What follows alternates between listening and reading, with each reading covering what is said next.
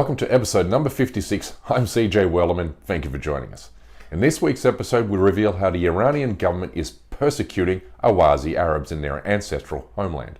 But first, a quick reminder to click on the subscribe button below so you never miss a single episode. Now let's get into it. Most people have never heard of the Ahwazi people, which is why they're often called the Forgotten Arabs of Iran.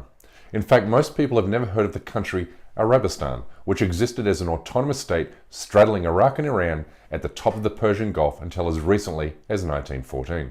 The British government, which withdrew the Middle East after the fall of the Ottoman Empire, had assured the Ahwazi Arabs total autonomy, but then later abandoned its commitments at roughly the same time it was discovered the Ahwazis were standing on top of the world's third largest oil reserves. To make a long story short, Britain lost interest in the region, and Persia, or what is Iran today, wanted Arabistan's oil for itself. So in 1925, Iranian forces moved to occupy the territory, wiping the name Arabistan from the map before renaming the territory Khuzestan and making the city of Ahwaz its capital. Iran then went ahead with its plan to ethnically cleanse the region by offering Persians cash incentives to move to Ahwaz and buy property and start businesses there. Today, 90% of Iran's oil wealth comes from this territory, but this revenue is not shared with the Ahwazi Arabs, who live as an occupied people in squalid and impoverished conditions. The Iranian regime denies them even their most basic human rights, such as clean drinking water, sewage, electricity, healthcare, and education. هسه هاي هلا طلعت هيك عندهم عيون نفط، الدولة تمشي بيها، الزروع تمشي بيها، تسوي ستيتي.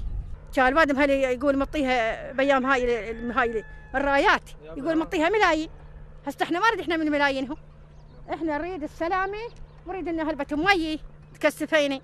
احنا ليش بالمثل هنا عاقطين لا مثل يستعلون بينا بالويلة، لا يستعلون بينا مثل بسكة. ليش احنا واحنا طلعنا زبادة على الإيران؟ So let's go over this again. Ahwazi Arabs live in abject poverty despite having rightful claims to 90% of Iran's oil wealth, 65% of its gas, and 35% of its water supply. In other words, the Iranian regime has gotten insanely rich by displacing, starving, and disappearing the territory's indigenous population. This is the worst kind of colonial resource extraction and theft. But beyond this economic injustice, the Ahwazis are subjected to a wide range of cruelties and discrimination at the hands of the Iranian state.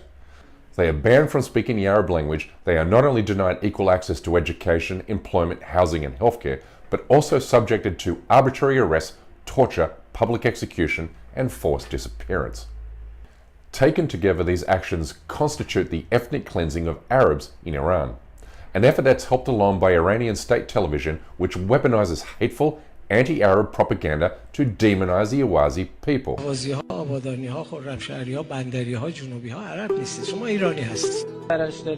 میشه مثلا چند تاشو بگی؟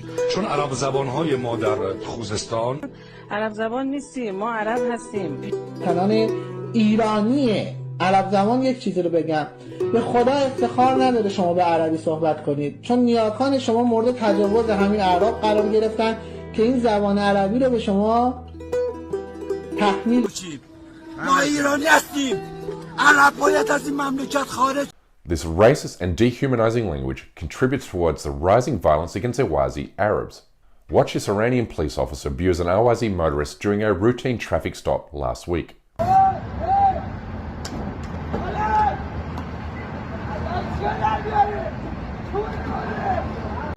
Needless to say, the Ahwazi people have had enough. Last week, Ahwazi protesters set fire to billboards evangelizing the virtues of the Ayatollahs Khamenei and Khomeini in Bestian City.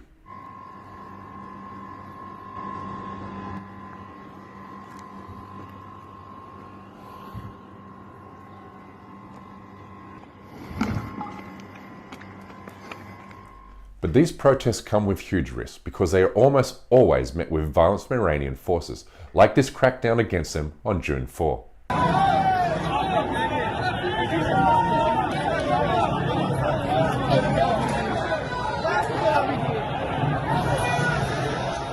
The Iranian regime has also responded by cutting off the internet and electricity to Ahwazi neighborhoods, while also moving in tanks and other heavy military equipment into the region, along with Iranian shock troops.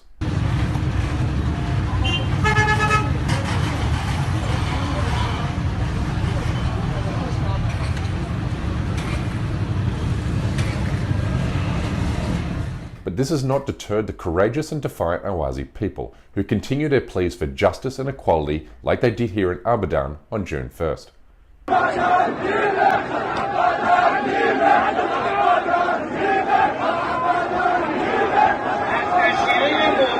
These protests have now gone global, with Ahwazi expatriates and other non-Persian minorities holding similar protests in London and Berlin over the weekend, to raise awareness about the victimization their family members endure under Iranian occupation and apartheid.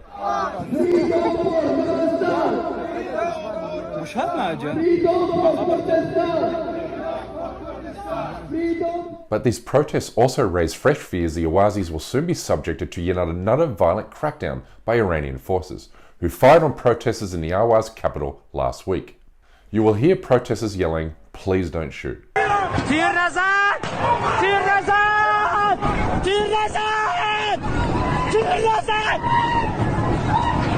The Iranian regime has also used ISIS-style public executions to deter and intimidate the Ahwazi people into silence.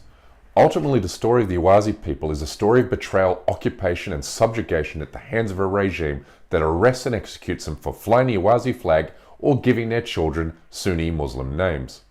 Despite their homeland being one of the wealthiest on the planet, they live as third-class citizens in total deprivation, poverty and humiliation. Worse, their persecution is taking place in almost total silence, which is why they're often called the forgotten Arabs of Iran. And as viewers of this program know all too well, we support the liberation and self-determination of all occupied peoples.